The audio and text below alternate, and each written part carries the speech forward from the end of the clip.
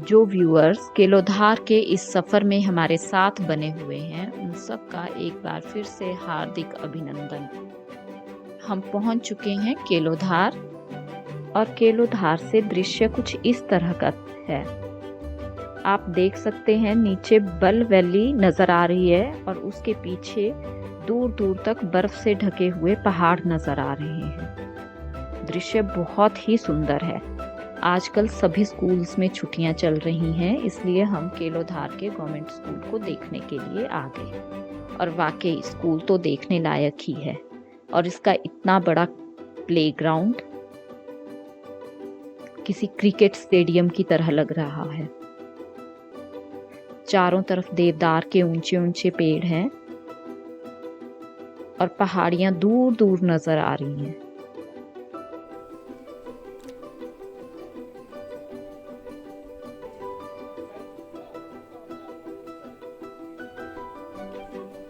केलोधार का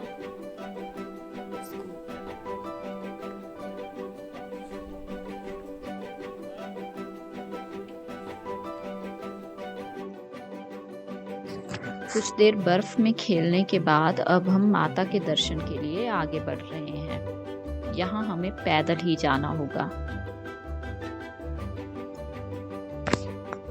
ये सीढ़ियाँ जा रही हैं माता लंबोदरी के मंदिर की ओर और इन सीढ़ियों पे आगे बढ़ते हुए अब हम माता की कहानी भी साथ साथ सुनेंगे और हमें कहानी सुनाएंगे यहाँ पास में ही रहने वाले भूप सिंह जी। अंदर जो था उसमें थी वो पहाड़ी, जहाँ ऊपर से उसका छत का पानी गिरता तो उसके बाहर थी। अब जो है जो नया मंदिर बना उसको रखा तो अंदर पर है, मंदिर के बाहर जहाँ से आप 4 फेरे लगाते हैं। अच्छा, स्थापना वही की माता बाहर है और देवता अंदर। हाँ, इस बात। फिर बीच में क्या हुआ कि अभी कोई आज से कोई 20 साल पहले फिर एक झगड़ा हो गया। लोगों ने जो वहाँ से कटी हुई जो मूर्ति थी लाई थी वो यहाँ से चोरी हो गई। वो यहाँ से जब चोरी हो गई उसके बाद जो है जैसे आपके खारसी से पंडित है, कुछ लोगों ने 2 मूर्तियाँ स्थापित की। मेरे ख्याल एक जयपुर से लाई गई है। अच्छा। एक अपने यहाँ अमृतसर से जो भी लाई गई है उसके बाद रखी है। पर एक्चुअली जो पुराना जो मंदिर है वो है देवते का, देव छिनाल का। और उसकी शादी जब हुई ये हुई माता लंबोदरी से। वो लाया है मजार से जो पंडित ने उसने ग्रहण किया था कि जब उसकी वो प्रतिज्ञा पूरी हो गई उसने उसकी वो शादी करा दी। आज की डेट में तो उसको माता के नाम से जानते हैं। अंदर जो अभी जब भी आप देखेंगे ना आज भी अंदर जो है वो पिंडी जो है उसको शिवलिंग टाइप अंदर ही है। देवी का जो है बाहर है। ये इसका मतलब देव छम्याल और लंबोदरी माता की शादी की गई यहाँ पे। छन्याल छन्याल देव छन्याल जो है और लंबोदरी माता का। बाकी इसमें जो है 29 जून को इसका मेला होता है। अभी गर्मियों नहीं, हाँ जून में 29 जून बरसात शुरू हो जाती है।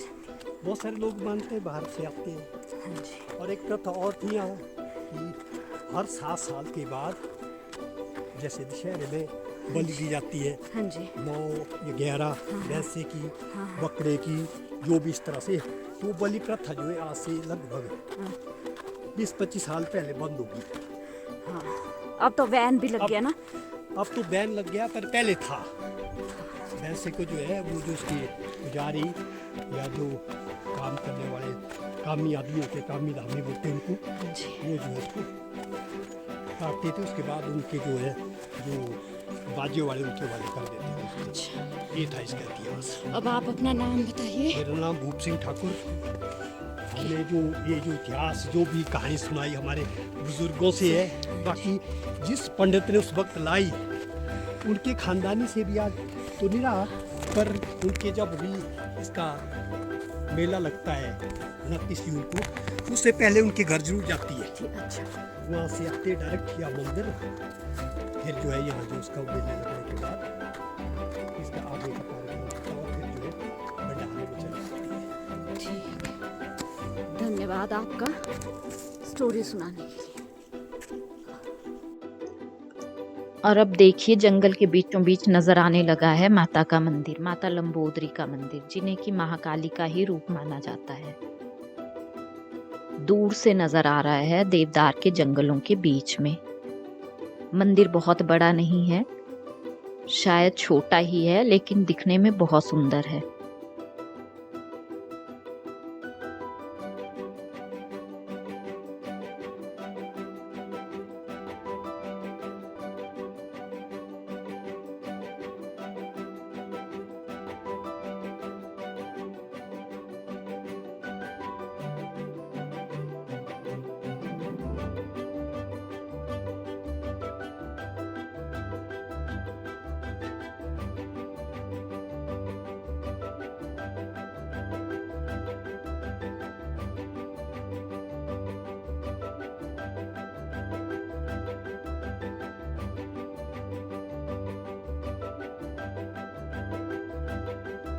और आइए अब आप भी हमारे साथ मंदिर के दर्शन कीजिए।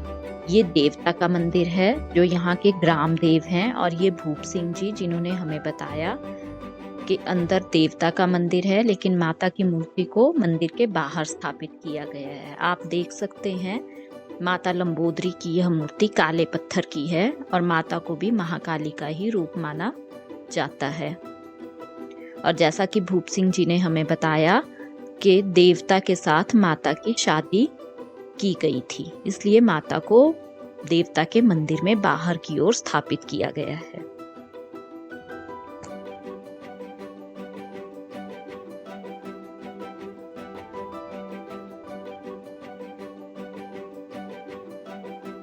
और अंदर देवता पिंडी के रूप में विराजमान है।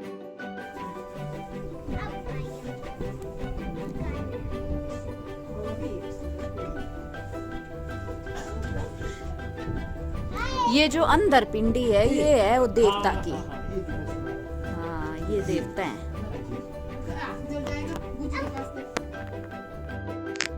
अब हम मंदिर से निकल चुके हैं, लेकिन सेम रास्ते से वापस होने की जगह हम एक और दूसरे रास्ते की ओर बढ़ रहे हैं। हमने यह दूसरा रास्ता इसलिए लिया क्योंकि भूप सिंह जी ने हमें बताया कि थोड़ा सा आगे चलने पर एक और बहुत सुंदर सा मंदिर है और जगह भी बहुत खूबसूरत है, इसलिए अब हम इस दूसरे रास्ते की ओर आगे चलने लगे। रास्ते में बर्फ थी। सिर्फ 10 मिनट चलने पर ही हमें दूसरा मंदिर अब नजर आने लगा है। दूसरा मंदिर भी पहले वाले मंदिर की तरह छोटा है लेकिन बहुत सुंदर है। देवदार के पेड़ों के बीच ये मंदिर भी बहुत सुंदर लग रहा है। इसके 3 मंजिला छत अब नजर आने लगे हैं और मंदिर के पीछे खुला आसमान दिखाई दे रहा है। देखिए इसके चारों तरफ कितना खुला खुला सा दिखाई दे रहा है। देवदार के पेड़ों के पीछे वो पहाड़ कितने सुंदर लग रहे हैं, लेकिन माफ कीजिएगा हमारा कैमरा बहुत हिल रहा है। लेकिन फिर भी आपको इसकी खूबसूरती का अंदाजा तो हो ही गया होगा।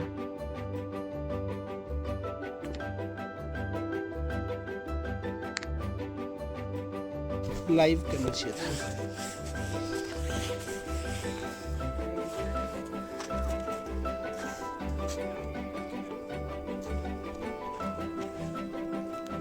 मैडम जी देखो इधर।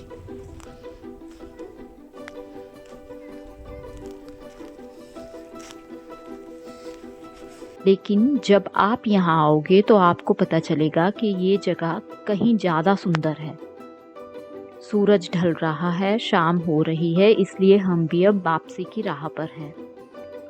लेकिन जिन सीढ़ियों से होते हुए हम यहाँ आए थे, हम वहाँ से ना होकर अब किसी दूसरे रास्ते से नीचे रोड की तरफ जाएंगे।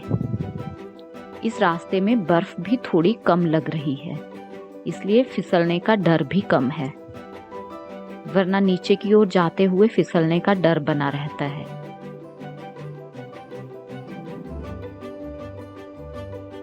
केलोधार के इस सफर में हमारे साथ बने रहने के लिए और हमारी इस छोटी सी कोशिश को अप्रिशिएट करने के लिए धन्यवाद।